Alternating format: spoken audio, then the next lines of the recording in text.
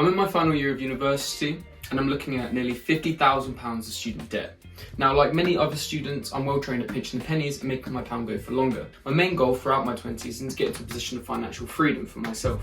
Mainly so that in 5, 10 or 15 years, I'll be in a comfortable enough position to pay back my student loan and have more flexibility within my life to do things I love, explore and learn things more adapted to what I'm interested in. I want to be able to do a job I enjoy because I want to continue pursuing it and developing the skills from it, not just simply for the paycheck to live. And having read various personal finance books like Rich Dad Poor Dad, which I made a short about, it's essential to stop working for money and get money working for you. Essentially getting to a position where the amount of money you make is not directly correlated with the amount of hours you're putting in. Essentially, I've needed to work hard at university to make sure I save and make just about enough money to be able to get by. But more than that, I've needed money for investments that are going to provide me long-term sustainable growth and wealth, such as index funds, property, or even starting my own business.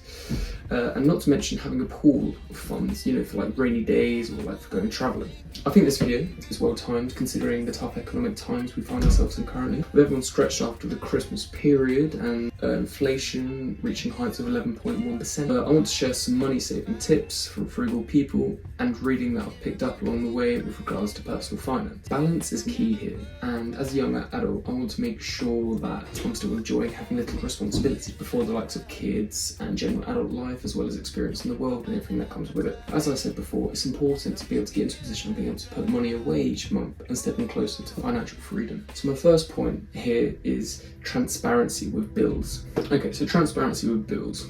This point is all about keeping your bills and direct debits and general financial obligations organised to one particular time. Ideally at the start of the month, and like many people say we pay at the end of the month, this will come the next day after that. So on the first of the month, your rent, your phone bills, your utilities, they'll all come out and then you'll be left with your disposable income. It's understandable to say, but I forgot to change the date, or I can't change the date of the bills. I'd recommend maybe setting up just a separate account like a Monzo account or maybe a Chase account, which actually gives you a little bit of payback for every transaction you make. I think it's 1%. And transferring what needs to be paid for that particular bill into this new account on the first of each month, leaving your main account clean and organised with all your financials. This setup is all about giving transparency about what you have for the month and how you allocate it for food, luxuries, and how much you can put away for savings and investments. For simplicity, say these bills and other financial obligations cost you £600 a month and that you're left over with £400. If you divide that by 4, then you'll know that you have £100 of disposable income for that week. For me personally,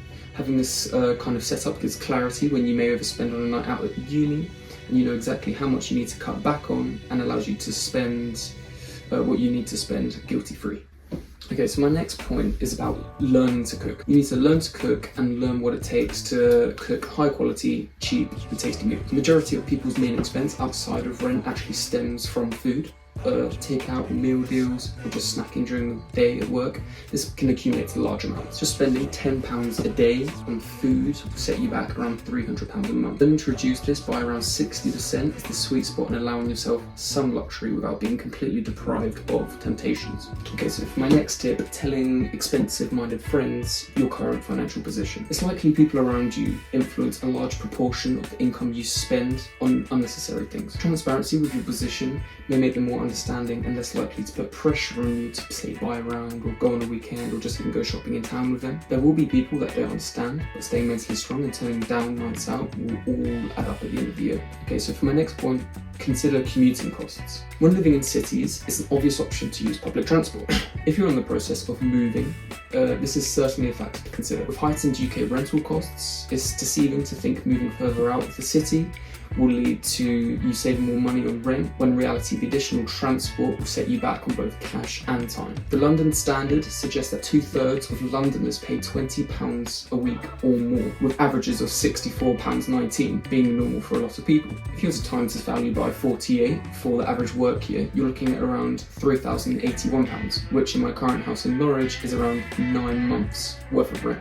So for tip number 5, don't be a subscription hoarder. With countless apps, streaming platforms platforms and education packages, you can be subscribed to almost every type of content out there for a fee, and accumulating them is very easy to do so. Taking an active role and looking through your direct debits on your online banking will catch out any unnecessary accidental app purchases you may have made over the last 7 months. In addition to this tip, share subscriptions. I've recently made the move from Spotify Premium to Family Premium, and with all 6 users being active, we've reduced our Spotify bill from a £60 a month to a £16 a month bill, at £528 over the course of the year. Regardless of these money saving tips, it is worth mentioning that time is money. Even though all these points are useful when put into place, being completely frugal will set you back precious time that would otherwise be available given a few luxury purchases. Some people have cleaners, some people have dry cleaning, and as students there's nights I've just gone for a takeout when I've totally drained from uni. For a small extra expense, these small luxuries can lead to a more stress-free life and may be worth it, if you're in a position of doing so. I hope these points have been beneficial and applicable to your life. If you're interested in well-being and productivity tips, go check out my other YouTube videos. If you haven't subscribed already, please do, and I'll see you in the next video.